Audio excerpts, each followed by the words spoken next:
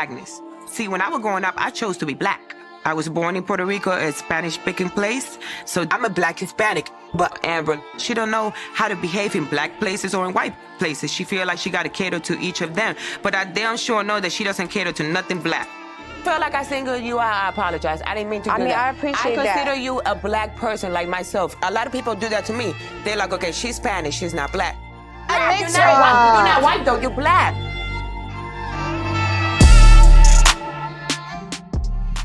Welcome to the Dark Times channel. Before I go ahead and get started, make sure you guys hit that like button for me, and also make sure all your notifications and all your bells are turned on, and also make sure you're subscribed to the channel. If you haven't subscribed, make sure you guys go ahead and do that as well. And so let's go ahead and get into it. And so recently, Ms. Joseline Hernandez, who happens to be Puerto Rican and black, I believe, she got into a rather heated discussion with Ms. Amberrose regarding race. And so before I weigh in and give my take, and my take may be somewhat unpopular, it may be very unpopular, but before I go ahead and weigh in, I'm gonna go ahead and let the clip play, and then I'll come back and chime in. Felt like I singled you out. I apologize. I didn't mean to do that. I appreciate that. I consider you a black person like myself. A lot of people do that to me. They're like, okay, she's Spanish, so I'm a black Hispanic. But Amber, she don't know how to behave in black places or in white places. She feel like she got to cater to each of them. But I damn sure know that she doesn't cater to nothing black. She went there to let me finish. Wait. Nah, you want to go there? Let me finish. There she go. Cry baby, cry baby, cry baby. And so on one hand, there's a world where neither Joseline or Amberrose are wrong, and both are right in their own way, and especially on their experiences and how they feel and how they came up. Ms. Joseline Hernandez is Puerto Rican and her family is Puerto Rican, but she's somebody who identifies as being black. Agnes. See, when I was growing up, I chose to be black. I was born in Puerto Rico, a Spanish-speaking place, so I'm a black Hispanic. And so when Joseline Hernandez told Amberrose that you're not white and you're black, she wasn't wrong either. Because Amberrose, I'm sure, is somebody that back in the day she would have been passing. She's somebody that can definitely pass for white. And a lot of people feel like if you can pass for white, you're not really living the so-called black experience. Because if you think about it, the only thing that makes you black or that makes you white, if you think about it, the only thing that really makes you either one of those things is how you're treated and what your experiences are. Outside of that, we're just talking about name calling. We're just picking names at that point. Because the only thing that really makes you black or white, like I said, is your experience and how people treat you. Excellent, Joy. She'll do splendidly.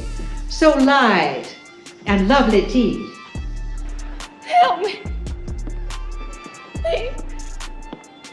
Help me, God, I need help. I need food. Help me, I'm scared. And how they don't treat you. Because let's be real for a second, Amberrose is somebody that can definitely pass. You know, if this was 1723 instead of 2023, she's somebody that would definitely be passing. She would definitely be trying to pass. Because it's like the expression says, everybody wants to be black, but don't nobody want to be black. Amberrose is somebody that strikes me as somebody that enjoys the slumming, and she enjoys the degenerate parts of so-called black society because it benefits her and it suits her. She can be the exotic so-called black girl or the exotic mixed girl within so-called black society or degenerate black society. She can be that exotic type, and she can come up off of it based on her white skin. Because like I said, she's somebody that could be passing. She has to tell people that she's black. If you have to tell somebody that you're black and you're not white, then you're not black. So that's why I say there's a world where neither is wrong.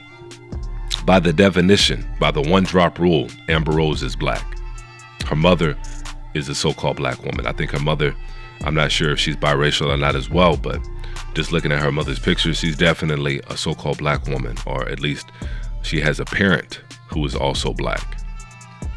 And so just going by that, yeah, by the definition, Amberrose is a so-called black woman. but she's somebody that does not look black. And like I said earlier, if you have to tell somebody that you're black, then how black are you really? What's your experiences like when you're trying to catch a cab? What's your experience like when you're trying to get a home loan? What was your experience like from the teachers at school?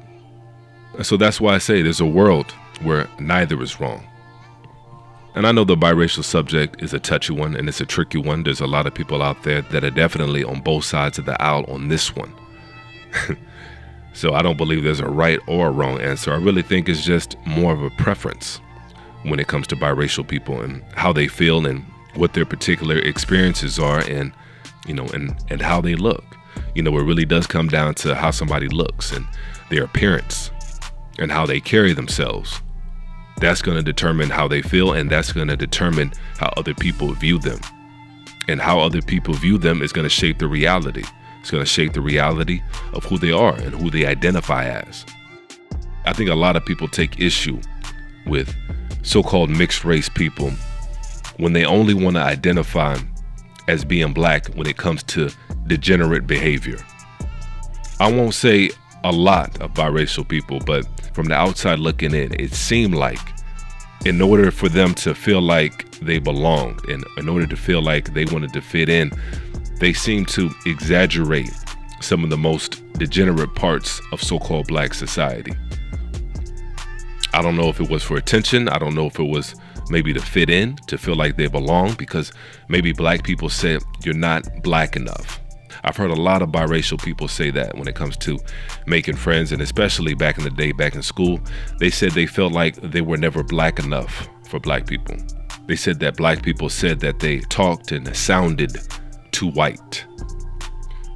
Now, if you walk around talking like this, obviously people are going to say you sound white, because that's an over-exaggeration of a Valley Girl personality that a lot of people can't even relate to. Not even white people really go around talking like that's almost a stereotype for the most part.